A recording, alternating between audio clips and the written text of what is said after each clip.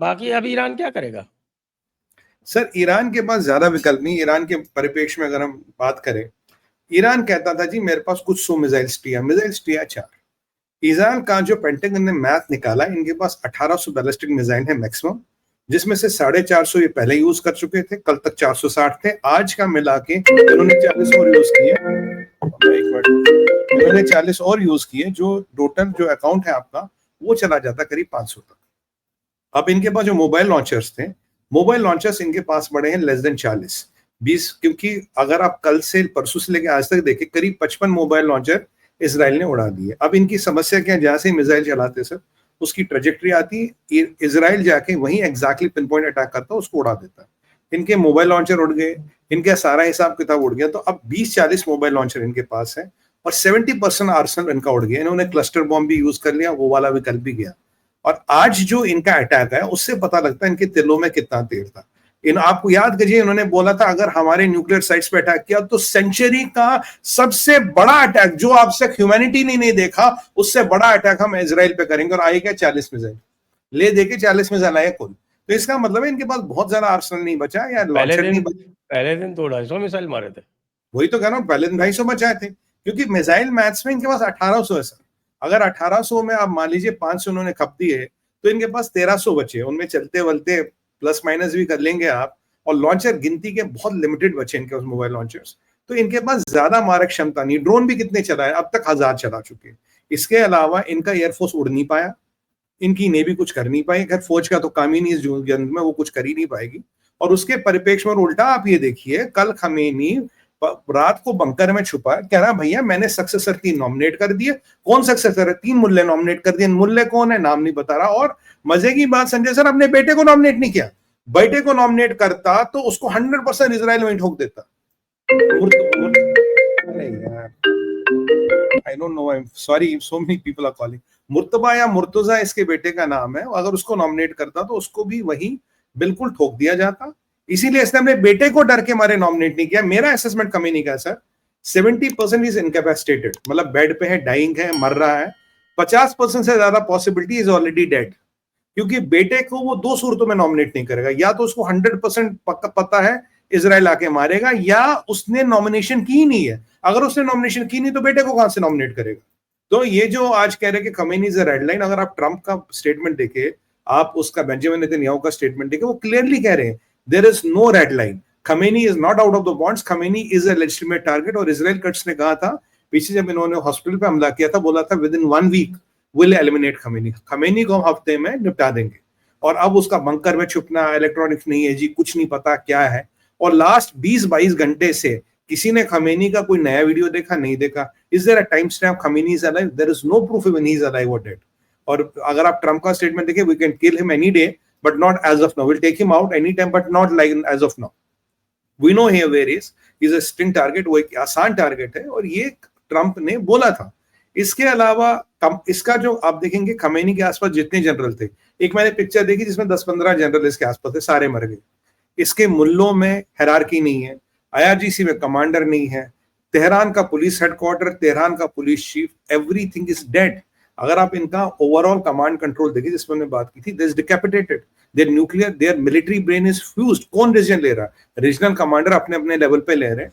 और कल जो सबसे बड़ी परसों इंफॉर्मेशन आई थी, इनके काफी मिड लेवल के ऑफिसर्स IRGC के, that digging to the central Iran hills, कौन का गांव है जो भी है उस तरफ वो भाग रहे थे, leaving IRGC because they know they can not win this war.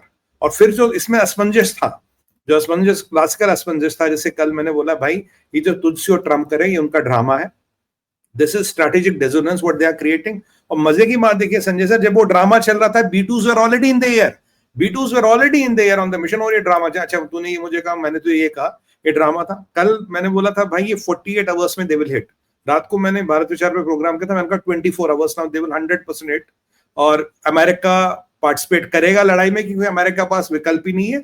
ये जो ट्रम्प कर रहा, मैंने कहा इसे अमेरिकन अलतकिया कहूंगा मैं, इस अमेरिकन 2 हफ्ते के बाद सोचूंगा। मैं कहा 2 हफ्ते means even today, he is just befooling, bluffing them. अब ऐसा थोड़ी कि बेवकूफ बनाने का काम इनका ही, अलतकिया यही कर सकते, तो रिवर्स अलतकिया भी तो होता, तुम्हें भी तो बेवकूफ बना दिया। और सबसे अच्छा मुझे लगा था जेनीवा में मीटिंग। मैं कहा भाई एक बार बताओ, यूके, फ्रांस और जर्मनी का लिवरेज क्या है? What is their leverage over Israel, or what is their leverage over USA? Nothing. So why should Israel or USA even listen to them? ये भी एक स्मोक स्क्रीन है, तो उसको बताने को अगराची को डिप्लोमेसी चल रही है, कार्रवाई चल रही है, और अगराची को देखिए कहता मैं यूएस से बात नहीं करूंगा, मैं इनसे बात करूंगा। यूएस से तब बात करूंगा पहले इजराइल को बोलो बमबारी रोक दे। भाई एक बात बता, अगर तू यूएस से बात नहीं करेगा, फ्रांस, जर्मनी और यूके क्या यार युद्ध रुकवा देंगे? उनका लेवरेज क्या है? जो अब तक अगराची कर रहा था ना सर पहले, हर संडे मीटिंग, तो उसके साथ भी अब संडे वाला खेल खेल दिया उन्होंने। तो ये जो बड़ा बढ़िया अटैक रहा, बढ़िया जबरदस्त अटैक रहा, it has been one of the classics. और अब जो सुनने में है कि फर्दों पे इन्होंने 12 GBU-57 यूज किए हैं, बाकी जगह टोमाहॉक्स से इन्होंने बाकी साइटों को ठोका है। एंड इश्फाखान, नटैंज और फर्दो तीनों have been decimated. All the 3 sites are dead now. 12 bunker busters के बाद, GBU-57 के बाद, आई डोंट थिंक कुछ उस साइट में बचा रहेगा। हाँ, अब ये ईरान वाले जरूर कह रहे हैं कि इतना डैमेज नहीं हुआ, ये नहीं हुआ, वो नहीं हुआ, ये सब बकवासबाजी है। जैसे मैं आपको एक एग्जांपल बताता हूँ, आप इश्फान की बात करें, लोग हमारे एक चीज में हमेशा फंस जाते हैं, रेडिएशन है, रेडिएशन है, रेडिएशन है, नहीं है। इश्फान की बात करें, उसमें एक यूरेनियम हेक्साफ्लोराइड नाम का कॉम्प्लेक्स होता था। जब उसकी बॉम्बिंग हुई, जैसे ये यूरेनियम हेक्साफ्लोराइड मॉइस्चर के या एयर के कॉन्टैक्ट में आता, immediately it makes hydrofluoric acid. Hydrofluoric acid sir इतना कंटेजियस है, इतना जहरीला है, ये अगर किसी पे गिरे तो वैसे काटता है, स्किन जला देता है। Little contamination in the water leads to multi organ failure. और बिकॉज ये यूरेनियम का प्रोडक्ट है, तो इसकी हाफ लाइफ जो है 4.5 बिलियन ईयर्स है, मतलब कभी खत्म ही नहीं होगा। तो अगर even if the radiation leak is not there, all the sites are contaminated. और उस पे सोचिए, अब टोमाहॉक्स की पाउंडिंग हुई, तो जब टोमाहॉक्स की पाउंडिंग हुई, the sites are not usable, they are already contaminated.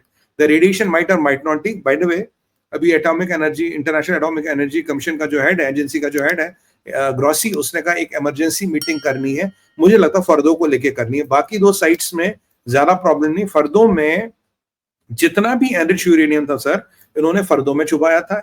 Assuming ये साइट फोर्टिफाइड है, इसको कोई तोड़ नहीं पाएगा, B2 के बिना ये साइट टूटेगी नहीं। Without B2 bombers they will not dismantle it. और कल देखिए ट्रम्प रात बाद, मैं इनफैक्ट 3-4 बजे तक जग रहा था, कुछ नहीं हुआ। I slept at around 4 AM।